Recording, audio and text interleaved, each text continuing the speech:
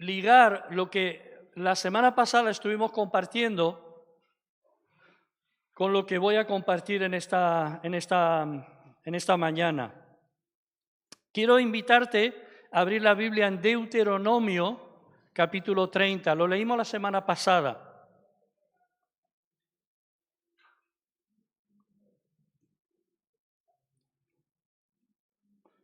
Versículo 14.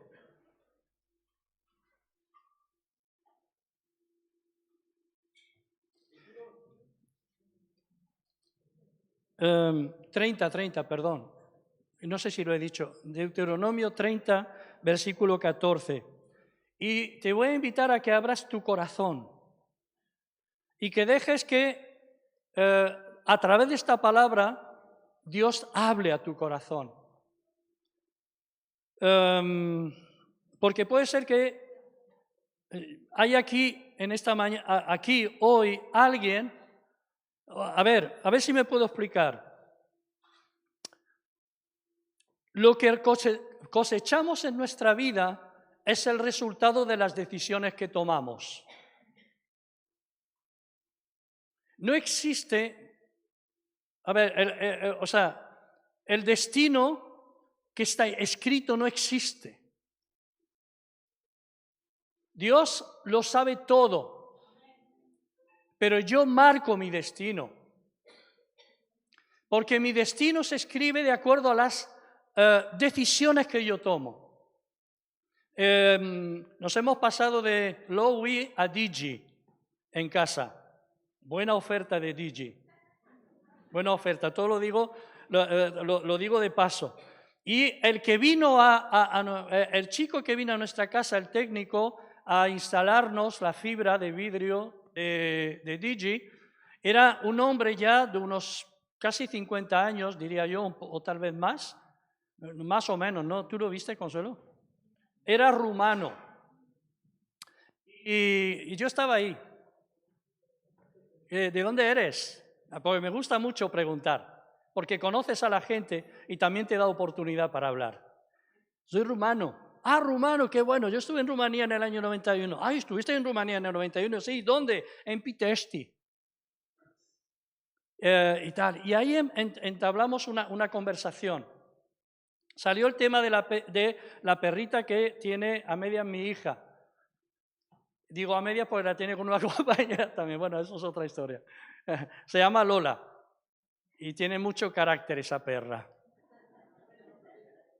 Mucho. Y tal. Y dice, yo podría ayudar a Lola. Le digo, sí. Le digo, pues la han llevado a 2 o 3 adiestradores y Lola sigue igual. Y dice, no, ¿y qué hace? Bueno, no quiero enrollarme porque al final se me va todo el tiempo. El caso es que me dijo que a través de la energía podía ayudar a mi perra. Y yo, ya estamos, ya la hemos liado. Explícame. Y le digo, explícame. Y le dejé hablar. Y me contó que estuvo el día de la Dana, lo pilló dentro de su coche y se quedó con el coche metido en el agua a la altura de Paiporta. Y vio como algunos de los que estaban pillados murieron. Y que muchos se quedaron en sus coches. Estaban los bomberos cerca, pero no se acercaron, o sea, y tal. Dice, y ahí yo entendí que todos tienen un destino y que yo no fui a ayudarles porque no quería intervenir en el destino de ellos. Le digo, vaya tela. Entonces le digo, tú estás diciendo, y me hablaba del multiverso. O sea, le digo, vale, a ver si yo lo entiendo.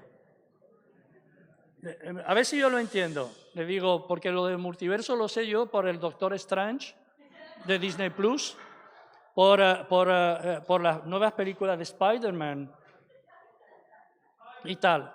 Le digo, a ver, yo ahora bajo y yo puedo girar hacia la derecha o hacia la izquierda. Le digo, si giro hacia la derecha, me voy a meter en una vida diferente a si hubiera girado a la izquierda. Dice, sí. Y él me dice, le digo, tú me estás diciendo que paralelamente a mí hay un montón de millones de Juanes que han tomado yo, de decisiones que podía haber tomado y por qué he tomado otras. Dice, sí, paralelamente. Le digo, eso es una no iba a decir tontería como una casa.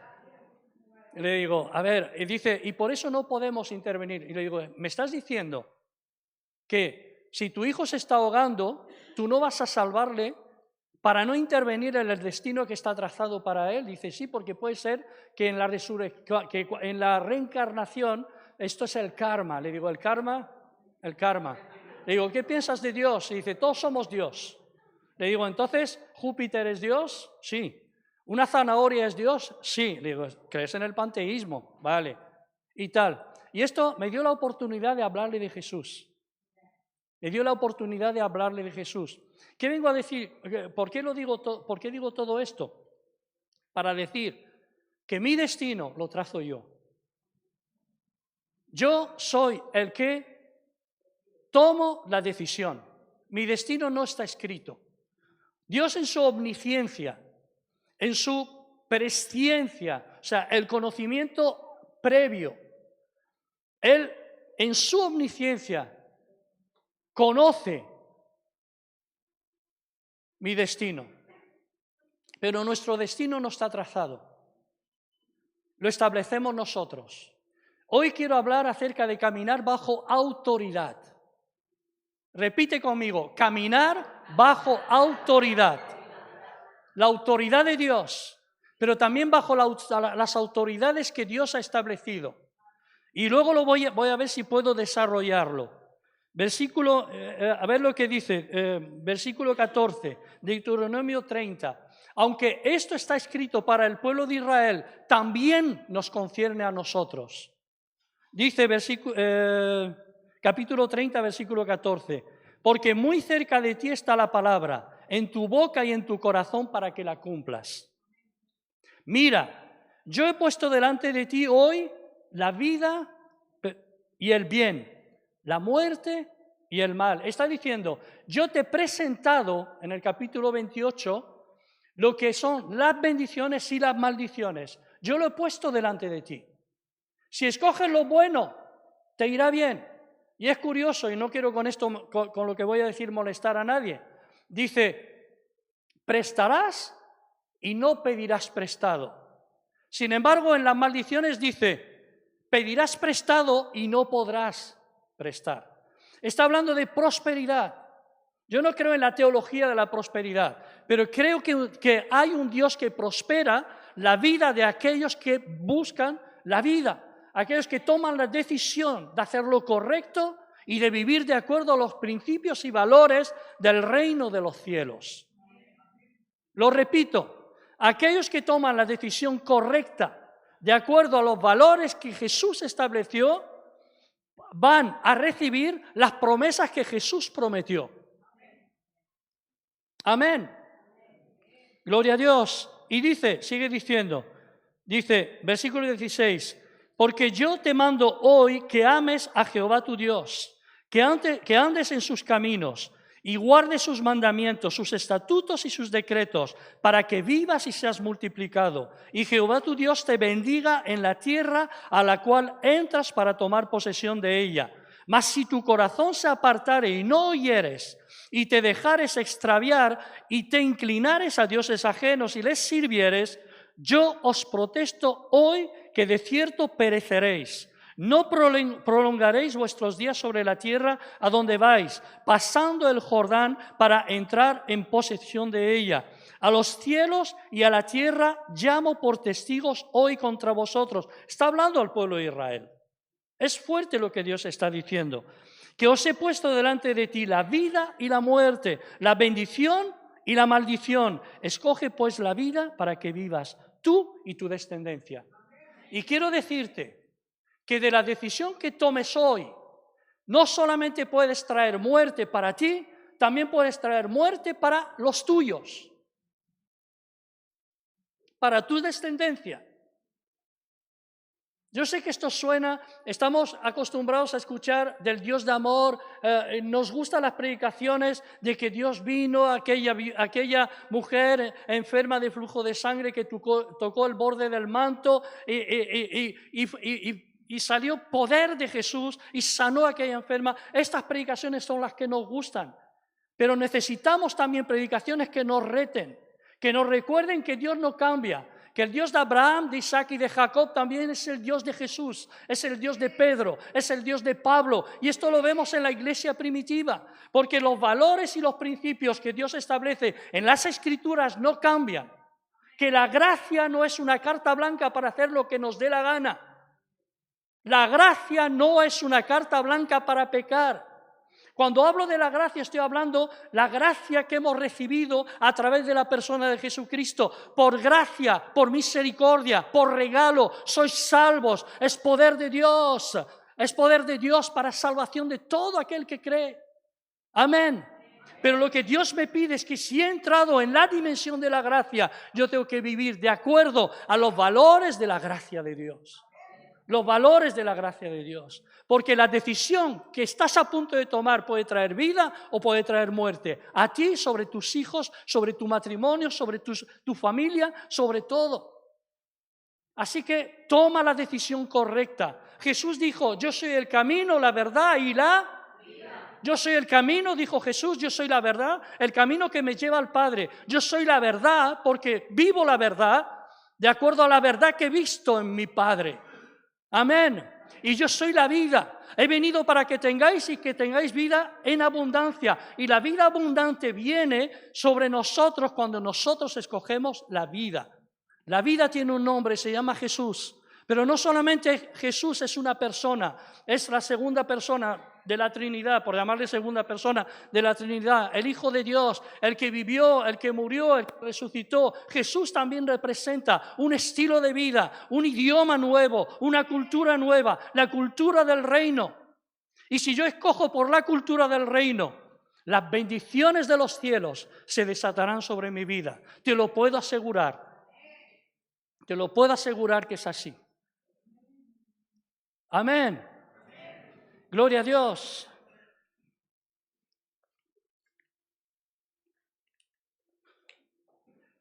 A ver que no me pierdan mis papeles. He perdido los papeles. No. Ayer fue un día espectacular. Un equipo trabajando en unidad con un mismo propósito.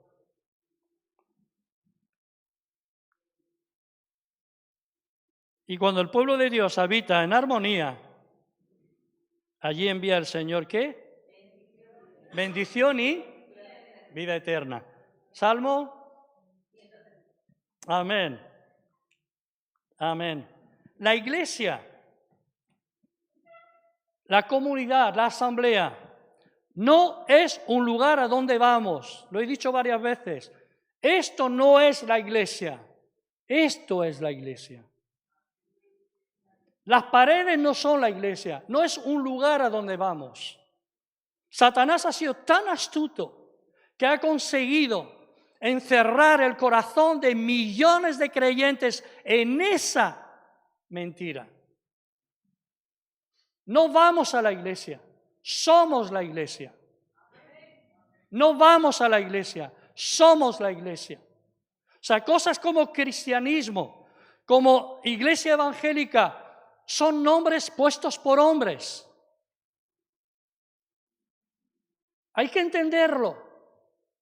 Necesitamos entenderlo. Yo no soy cristiano evangélico, yo soy un discípulo de Cristo. Y mi filosofía, mi cultura, tiene una base en Cristo. Y si queremos llamarle a esto cristiano, pues llamémosle cristiano. Pero hay muchos que se llaman cristianos y no son cristianos. Aunque creen en la Trinidad, aunque creen en un montón de cosas. Porque el cristianismo verdadero se vive sobre la base de lo que Jesús instituyó, enseñó a sus discípulos y les pidió a los discípulos que también lo enseñaran a las siguientes generaciones que iban a creer en Él. La iglesia no es un lugar a donde vamos. La iglesia es lo que somos. Tenemos que dejar de ir para ser y vivir lo que somos. Si soy cristiano, me debo a mi Cristo. Me debo a Dios que me lleva al Padre. Pero me llevo a Jesús que me lleva al Padre. Jesús es Dios también, para que nadie se confunda, ¿no? Si has nacido de nuevo, si he nacido de nuevo, si Cristo te ha redimido de verdad,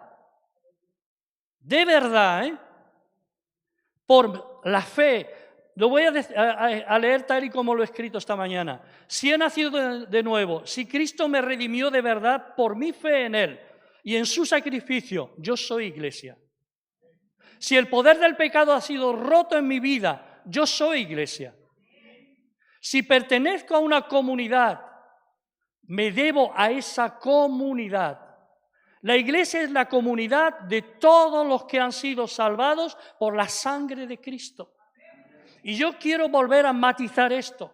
La sangre de Jesús no es algo místico para cubrir cosas. No es para cubrir mi coche, no es para cubrir mi casa, no es para cubrir mi negocio. La sangre de Jesucristo fue derramada para limpiarnos delante del Padre, para que nuestros pecados fueran borrados. La sangre de Jesucristo lo único que cubre son seres humanos.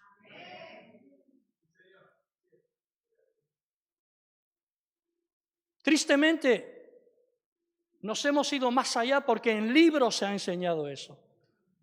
Y porque en muchos lugares se predica eso. Cubro mi familia. Cubro mi empleo, cubro mi economía. Coge la cartilla del banco, cubro la cartilla del banco con la sangre de Cristo. La sangre de Jesús fue derramada para redimirnos, porque sin derramamiento de sangre no hay remisión de pecados. Esto lo dice la palabra. No nos unen sentimientos ni emociones.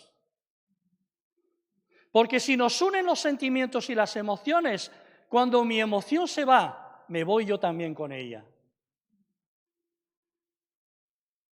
Aunque las emociones son necesarias, son buenas, y los sentimientos también, lo que nos une es la sangre de Cristo.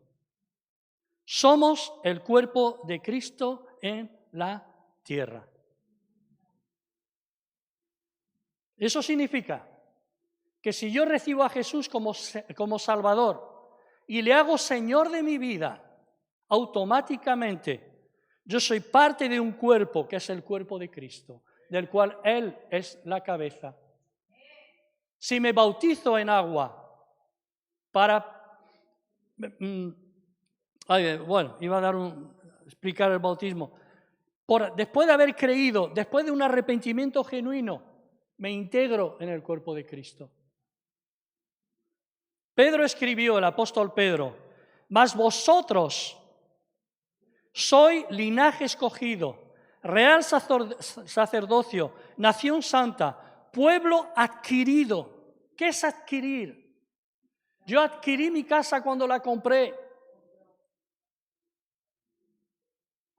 Y era totalmente nuestra cuando terminamos de pagar la hipoteca. Pueblo adquirido por Dios, para que anunciéis las virtudes de aquel que os llamó de las tinieblas a su luz admirable.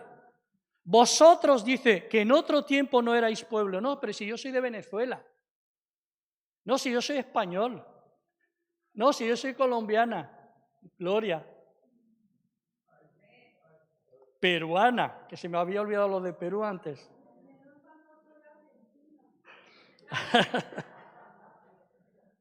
Pues ¿sabes lo que dice la palabra? Que ahora tú eres parte de los argentinos, porque somos todos un linaje, el linaje de Cristo. Dice, vosotros que en otro tiempo no erais pueblo, pero que ahora sois pueblo de Dios, que en otro tiempo no habíais alcanzado misericordia. Madre mía, qué fuerte, ¿no? Pero ahora habéis alcanzado misericordia. Y hemos sido adquiridos por Dios, somos linaje escogido, somos real sacerdocio, somos nación santa para anunciar las virtudes de Jesús. Y ese es el papel para el cual estamos aquí. No estamos aquí para que me vaya bien, no estamos aquí para que mi matrimonio vaya bien. Si Dios lo hace, gloria a Dios. Si no lo hace, gloria a Dios también. Gloria a Dios también. Tenemos que entender esto. Si me sano, gloria a Dios. Si no me sano, gloria a Dios también. Aleluya. Estamos aquí para anunciar a través de nuestras vidas y a través de nuestras palabras que Jesús es el Salvador. Y que el mundo sin Jesús está perdido. Está perdido. Aunque crean en Dios. Tú puedes creer en Dios. Si no aceptas a Jesús como Señor y Salvador de tu vida, tomando una decisión de arrepentimiento de los pecados, no serás cuerpo de Cristo. Lo siento, es lo que dice la palabra. Es el evangelio puro y duro. La iglesia primitiva entendió lo que eran.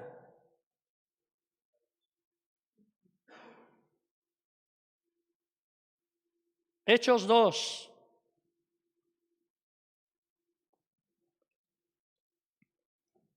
Versículo 43, sobrevino temor a toda persona. Muchas maravillas y señales eran hechos por los apóstoles. Dice, todos los que habían creído estaban juntos, tenían en común todas las cosas, vendían sus propiedades y bienes y los repartían a todos según la necesidad de cada uno.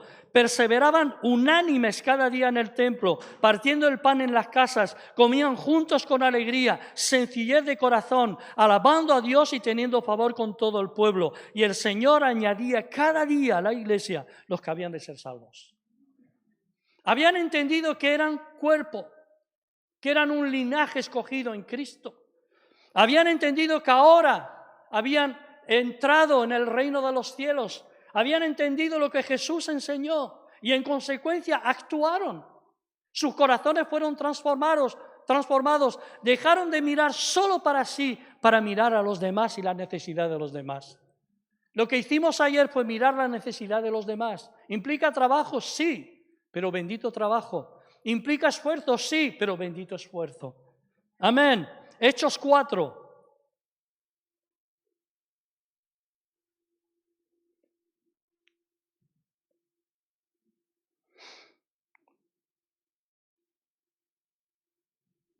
Y la multitud, versículo 32, de los que habían creído era de un corazón y de un alma.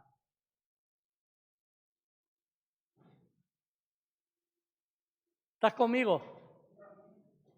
La multitud de los que habían creído era de un corazón y de un alma. ¿Qué significa? Que tu corazón y mi corazón deben latir al mismo compás. Ninguno decía ser suyo propio nada de lo que poseía, sino que tenían todas las cosas en común. Con gran poder los apóstoles daban testimonio de la resurrección de Jesús, y abundante gracia era sobre todos ellos. No había ningún necesitado entre ellos, porque todos los que poseían heredades lo mismo. La iglesia no cambió aún cuando fueron amenazados, aún después de que fuera perseguida. La iglesia había entendido quiénes eran. Tenemos una visión, llevar el evangelio del reino hasta lo último de la tierra. Voy a leer unos versículos. Dice, recorría Jesús toda Galilea, en Mateo 4, enseñando en las sinagogas de ellos y predicando el evangelio del reino, sanando toda enfermedad y toda dolencia en el pueblo. Mateo 9, recorría Jesús todas las ciudades y aldeas, enseñando en las sinagogas de ellos, predicando el evangelio del reino, sanando toda enfermedad y toda dolencia en el pueblo. Son dos versículos diferentes, pero que dicen exactamente lo mismo. En dos momentos diferentes en el Evangelio de Mateo. Lucas 4:43. Pero él les dijo, es necesario que también en otras ciudades anuncie el Evangelio del reino, porque para esto he sido enviado. Mateo 24:14. Y será predicado este Evangelio del reino en todo el mundo para testimonio a todas las naciones, y entonces vendrá el fin.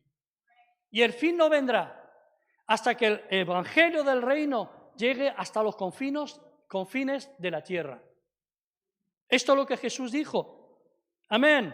¿Estás cansado? Por eso Jesús encomendó a sus discípulos que predicasen el evangelio del reino.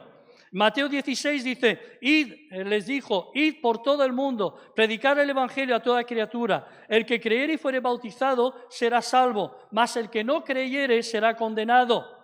Mateo 28, 18, se acercó Jesús y les habló diciendo, toda potestad me es dada en el cielo y en la tierra, por tanto, id y haced discípulos a todas las naciones, bautizándolos en el nombre del Padre, del Hijo y del Espíritu Santo, enseñándoles que guarden todas las cosas que os he mandado. He aquí yo estoy con vosotros todos los días hasta el fin del mundo. La iglesia primitiva lo entendió el mensaje. La iglesia del siglo XXI tiene que entender el mensaje. Pueden cambiar las circunstancias, la tecnología puede avanzar. Ahora estamos en la era de la IA, de la inteligencia artificial. Yo solamente os quiero pedir un favor. No dejéis que la inteligencia artificial piense por vosotros. No dejéis que tome el lugar. No lo dejéis. Es una herramienta útil, pero se puede convertir en una herramienta del infierno. Necesitamos entender lo que la palabra de Dios nos dice. La iglesia primitiva lo entendió. Dice en Hechos 8, después del apedreamiento de Esteban, en Hechos 7, y cuando Pablo se levanta perseguidor de la iglesia, fueron esparcidos. La iglesia fue esparcida, y lo que podía haber sido algo como una maldición, como algo terrible, se convirtió en una bendición. ¿Sabéis por qué se convirtió en una bendición? Porque la iglesia lo había entendido. Perdón si grito. Es que necesitamos entender. Tú necesitas entender. Hay mucha gente que aquí se ha bautizado que no entendieron, hoy no están. Necesitamos entender. Necesitamos que nuestras mentes se abran. Necesitamos entender que Dios te ha escogido y me ha escogido. Y no importa ni la edad, ni las fuerzas, ni los dones, ni los talentos, ni el potencial, ni el sexo, no importa. Lo que importa es que tú lo entiendas. Y que creas que a través de ti Dios puede hacer cosas maravillosas. Dice en Hechos 8, la iglesia lo había entendido. Pero los que fueron esparcidos iban por todas partes anunciando el evangelio. Entonces Felipe, uno de los 7 que servían mesas. Bueno, lo podéis ver en Hechos 6. Descendiendo a la ciudad de Samaria, les predicaba a Cristo. Y la gente, unánime, escuchaba atentamente las cosas que decía Felipe, oyendo y viendo las señales que hacía, porque de muchos que tenían espíritus inmundos salían estos dando grandes voces, y muchos paralíticos y cojos eran sanados. Así que había gran gozo en aquella ciudad. Él cambió el lamento a través de la predicación del evangelio en gozo, en alegría. Aleluya. Buah, ¿no te anima? A mí me anima. Yo quiero vivir esto. Yo quiero vivir eso, hermanos. Yo creo que, a ver si me puedo explicar. Los tiempos de la tontería de la iglesia se tienen que acabar. Que hay mucha tontería en la iglesia. Estoy hablando en general. Yo sé que son palabras que pueden, Consuelo me sonríe, son palabras que se pueden malinterpretar. Yo no quiero que nada se malinterprete. Mira, tontería, os voy a contar una tontería que se puede convertir en algo. Mirad, escuchadme. A ver, cuando el día que nació muerta nuestra nieta, que este año iría a cumplir 17 años, 17 años. Bueno, no voy porque conocéis mucho la historia. A mi hija por la mañana latía el corazón de mi nieta cuando fue a dar a luz, después de empezar a dilatar, ya no escuchaban los latidos del corazón, le dijeron, viene muerta. Y dio a luz un parto natural a una preciosa bebé, la cual la tuvimos en brazos como 2 o 3 horitas. Y le hicimos fotos. y por lo que sea esas fotos yo no las encuentro, se han extraviado. Pero yo me acuerdo, nuestra bebé en brazos del papá, en brazos de la mamá, de los abuelos, de la tía. Fue un momento terrible para nosotros, pero glorioso. Ahora yo lo recuerdo con mucha tristeza porque aún me cuesta muchísimo, pero con alegría en mi corazón. Pues ¿sabéis qué? La tontería evangélica. Hermano, lo siento decirlo así, quiero que se me entienda. Llegó un iluminado, que decía que Dios le había revelado que si envolvíamos a la bebé en una manta nueva y orábamos, Dios la iba a resucitar. Claro, nosotros, ¿qué hicimos? Digo, ¿y si es de Dios? ¿Y si es de Dios? Y yo le dije, yo voy a orar, yo soy el abuelo, y voy a orar por mi nieta. Y oramos y no ocurrió absolutamente nada. No ocurrió absolutamente nada. Hay gente que no se sujeta a nadie ni a nada. ¿Sabéis que este hermano, porque creo que es un hermano en la fe, no soy quien, solo Dios lo sabe, después solicitó credenciales, le dieron credenciales de Asambleas de Dios de España. ¿Sabéis cómo terminó su carrera? Expulsado de Asambleas de Dios de España, porque no se sujetó a nadie. No se sujetó a nadie y solamente hacía lo que él sentía de Dios de hacer. Y si no se sanaba, los culpables éramos nosotros que no creíamos en la palabra profética. En un momento así, ¿cómo no tenemos 2 dedos de cabeza? No sé si me estoy explicando, me estáis mirando todos como...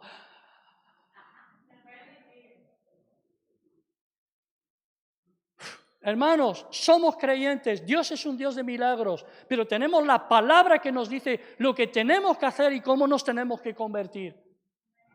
Y yo a ver, se me ve Mirad, el hecho de creer en los milagros porque somos, y no me gusta de verdad, nos hemos puesto títulos, somos pentecostales, somos hijos de Dios, hermanos. Y creer que Dios hace milagros no nos tiene que impedir caminar con los pies sobre la tierra y no con castillos en el aire, ni con distorsiones de la palabra de Dios. Por eso la Iglesia tiene que volver a la verdad, tiene que volver al Evangelio del Reino, tiene que volver a esa verdad. Porque si no volvemos a la verdad, las decisiones que vamos a tomar son decisiones que nos van a llevar a muerte, a muerte. Hermanos, es así, es así.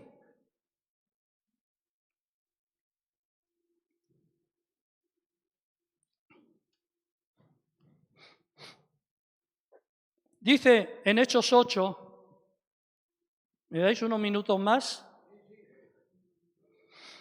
Mirad, Pablo dijo, no he rehusado, le dijo a los ancianos de Mileto, si no recuerdo mal, si era ahí, o Hechos 20, algo así, anunciaros todo el consejo de Dios.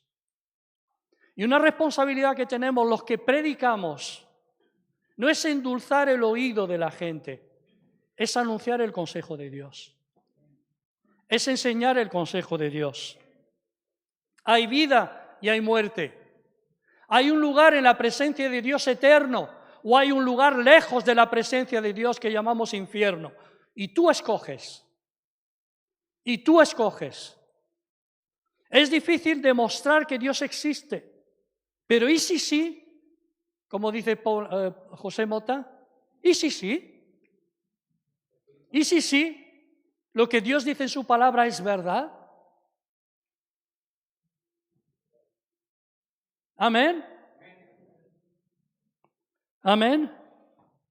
Dice, de Felipe, dice, cuando creyeron a Felipe, que les anunciaba dos cosas, hermanos.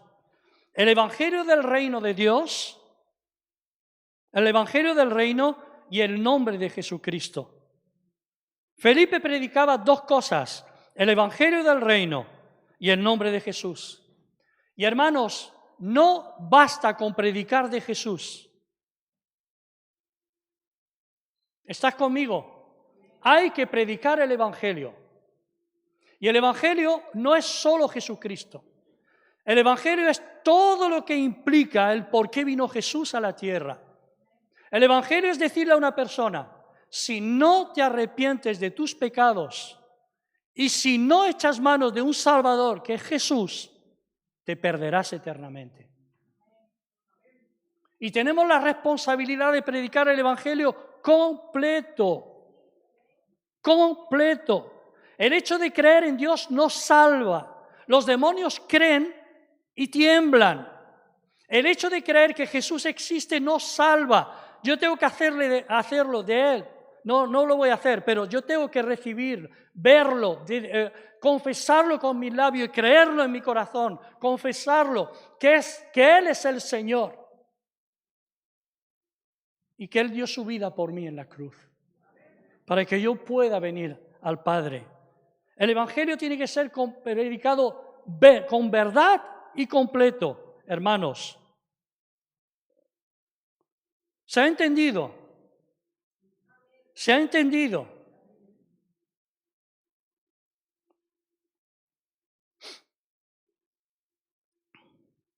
La predicación del reino, del Evangelio del reino, tiene un propósito: llevarnos a Jesús.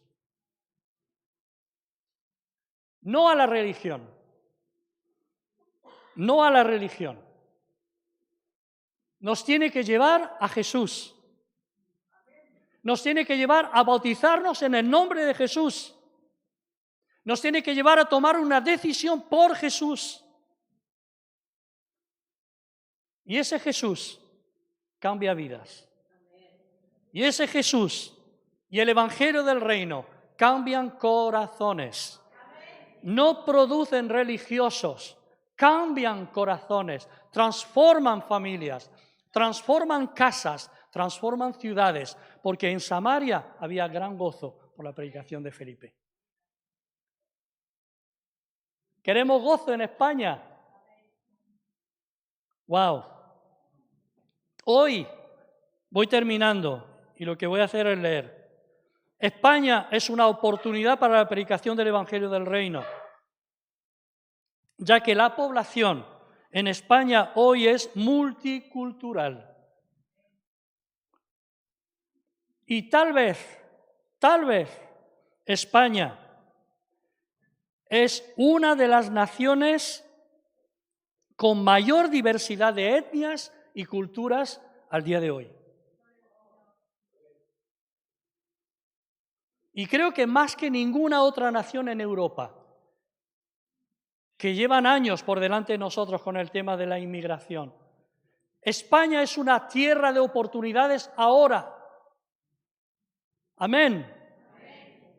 Aleluya. Es una tierra de oportunidades. Tú tienes la oportunidad de dejar tu huella en esta tierra.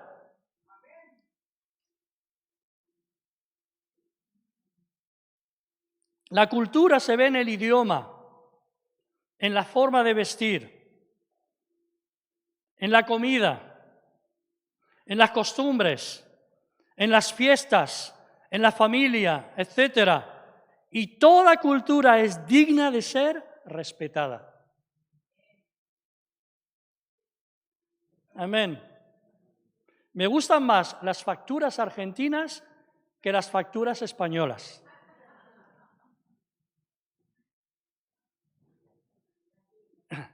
¿No, Diego? Las facturas argentinas.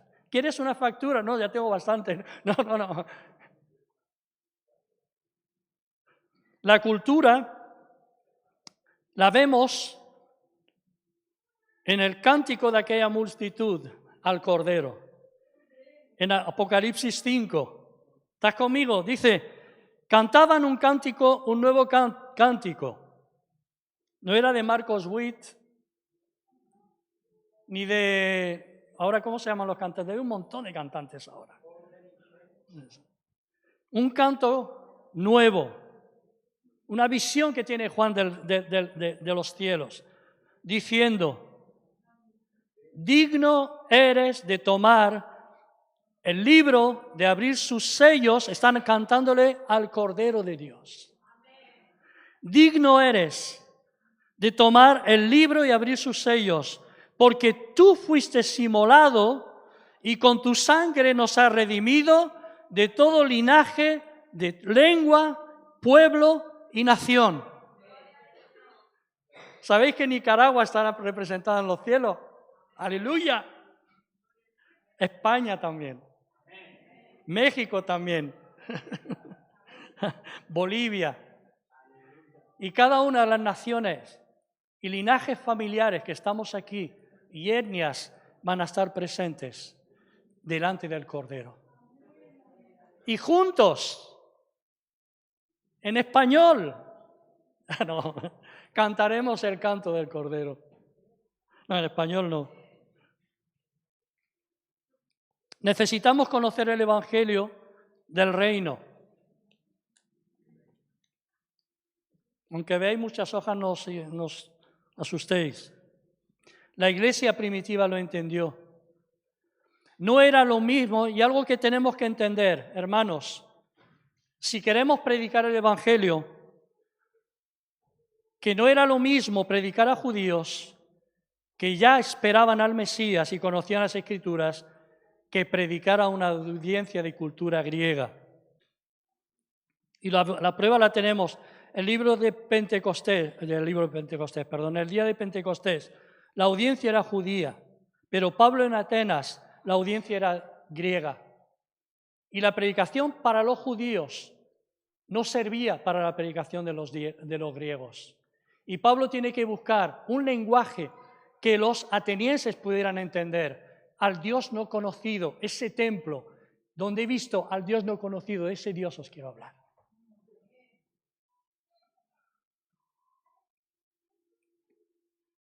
Amén.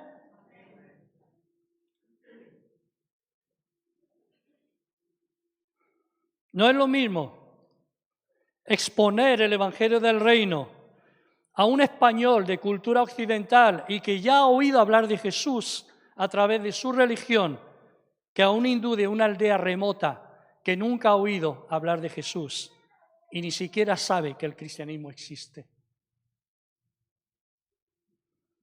Porque alguien que ha oído de Jesús, tú tienes que presentarle a Jesús bíblico y al Jesús redentor y al Dios cercano y al Dios que ama y al Dios que salva. Pero también tienes que confrontar el pecado de la persona que escucha. ¿Estás conmigo? Concluyo. ¿Qué tenemos para que esto sea hecho una realidad? Primero, la palabra de Dios, que es nuestra guía, nuestro manual, que nos revela la voluntad de Dios y los valores del reino de los cielos que deben ser vividos por la iglesia. ¿Qué tenemos para que esto sea hecho una realidad? A Jesús, que estará siempre con nosotros, porque Él lo ha prometido. ¿Qué tenemos para que esto pueda ser hecho una realidad? Al Espíritu Santo, que nos unge, que nos guía, que nos impulsa, que nos corrige, que nos revela, que nos aconseja. ¿Qué tenemos? A personas levantadas por Dios para gobernar la iglesia, para guiar y hablar de parte de Dios, para enseñar e instruir, para confirmar llamados, para enviar a aquellos que Dios llame a las naciones, etcétera y etcétera. No sé si me he explicado. Dios ha puesto dones, ha dado dones, regalos, ministerios a la iglesia. A algunos Dios los constituyó apóstoles, a otros profetas, a otros evangelistas, a otros pastores y maestros, a fin de perfeccionar a los santos, para que los santos hagan la obra del ministerio, no para venir un domingo aquí y esperar que termine el pesado del pastor la predicación, para volver a mi rutina diaria, sino para instruir y guiar. Y esto es lo que yo estoy haciendo en esta mañana.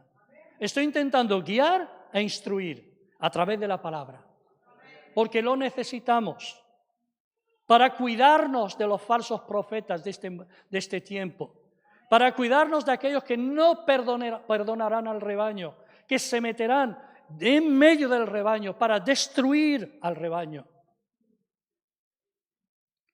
La iglesia primitiva lo entendió. La iglesia se sujetaba a los apóstoles, a sus pastores y a sus ancianos, y también se sujetaba a sus mayores. Y Pablo habla cuando usa la palabra anciano, a veces está hablando ancianos de personas de experiencia, de días, personas que han vivido y saben aconsejar a los nuevos, pero también ancianos de posición. El propio Pablo se sujetó a los ancianos de la iglesia de Antioquía. Si Pablo se sujetó, ¿quiénes somos nosotros para dejar de sujetarnos hoy a los pastores que Dios ha establecido? Y puede ser que suene que esté mal, que yo lo diga, pero tenemos que recuperar lo que hemos perdido. Porque no hay lugar en el cuerpo de Cristo para la anarquía. ¿Sabéis lo que es la anarquía? No tengo a nadie que me diga lo que tengo que hacer. Yo hago lo que siento, yo hago lo que pienso. Y muchas veces lo que sientes tú crees que viene de Dios y no viene de Dios. Y necesitas que alguien venga y te corrija y te ponga en orden y te vuelva al lugar recto del cual te desviaste un día.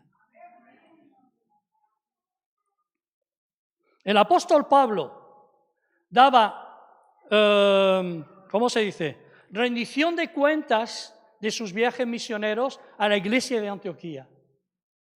Porque la iglesia de Antioquía es a través de quien Dios había hablado. Dice que habían maestros y profetas en la iglesia de Antioquía. Y un día, ayunando, un día buscando la dirección de Dios, Dios habló a estos profetas, a este ministerio, y les dijo al ministerio: apartadme a Pablo y a Bernabé porque ellos me son útiles para mi obra. Y dice que habiendo orado por ellos con imposición de manos, Pablo y Bernabé empiezan su primer viaje misionero y empiezan a establecer iglesias donde no había iglesias. Pero cuando vuelven, ¿qué habéis hecho, Pablo, Bernabé? Hemos hecho esto. Rendición de cuentas.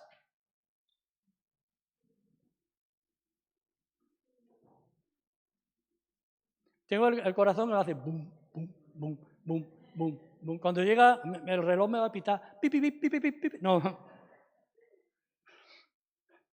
Pablo lo hizo. Y Pedro.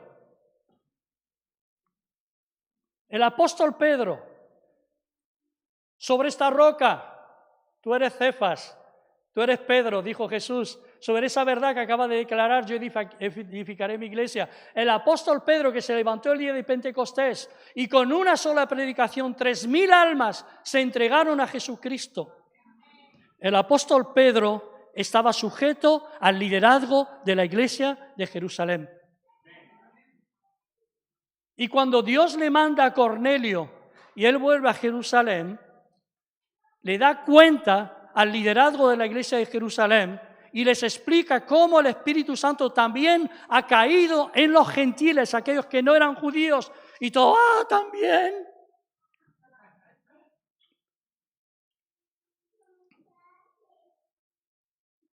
Y Pedro se sujetó a Santiago, quien era el que estaba al frente. En Hechos 15 lo vemos, que era el que dirigía aquel consejo de ancianos. Si Pablo y Pedro rindieron cuentas, ¿quiénes somos nosotros para dejar de rendir cuentas? Lo que pasa es que esto no le gusta a tu carne ni a la mía, porque cada uno queremos ir por libres. Y Dios nos ha puesto aquí para cuidar de la congregación, pero también cuidar a la congregación de los que vengan de fuera y también de los que puedan levantarse con mala actitud y mal corazón en la congregación. Lo dijo Pablo, Uno de los más grandes males y que es un cáncer dentro de la iglesia es la anarquía.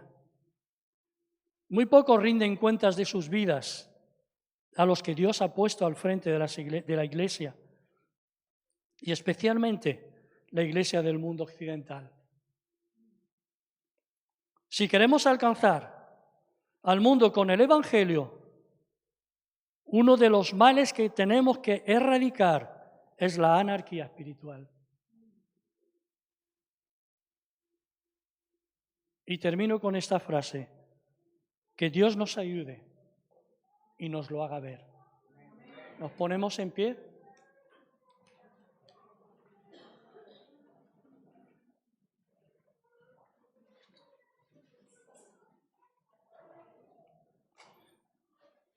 No sé cuántos profetas hay aquí.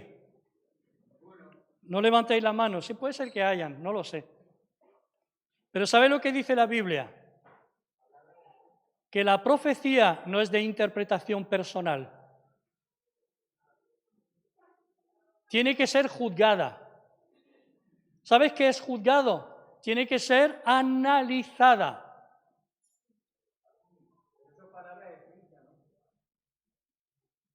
Sí, algún día explicaremos palabra de ciencia, palabra de conocimiento. La profecía tiene que ser analizada para ver si viene de Dios o no viene de Dios. Y para esto está el ministerio profético en la Iglesia, para analizar. Amén. Padre, quiero darte las gracias porque tu palabra ha sido predicada, Señor.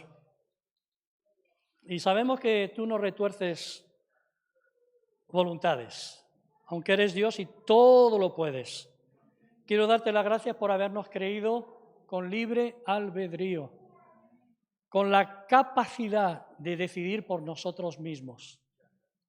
Y lo vemos a lo largo de toda la Biblia. Señor, ¿cuánta gente decidió por ti? Pero ¿cuántos oyeron, pero no decidieron? Yo quiero pedirte que nos ayudes a entenderlo. Yo quiero darte las gracias por esta palabra. Yo creo que viene de ti, Señor. Yo creo que viene de ti. Yo quiero rogarte, Dios, que nos ayudes a entender. Quiero pedirte por la Iglesia, no solo nuestra congregación, sino por la Iglesia en España.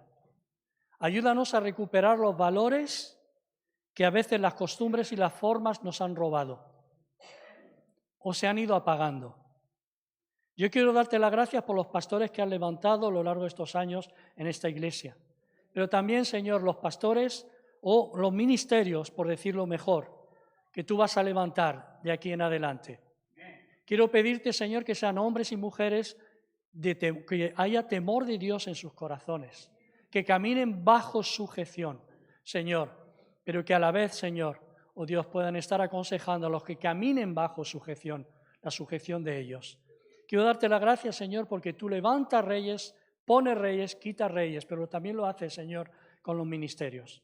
Te alabo porque tú quieres lo mejor para España y para el mundo. Tus pensamientos son más altos que los nuestros, tus caminos más que los nuestros. Y perdónanos, Señor, yo quiero pedirte perdón de todo corazón, porque a veces, Dios, te rebajamos a la altura de nuestros pensamientos. Y nos hemos, a través de nuestros pensamientos, creado o creído en un Dios que no es el Dios que encontramos en tu palabra. A ti sea la gloria y a ti sea la honra. Padre, gracias por Jesús, por haberlo enviado por nosotros. Y gracias, Jesús, por haber enviado a tu Espíritu Santo que mora en nosotros. A ti sea la gloria por los siglos de los siglos. Amén.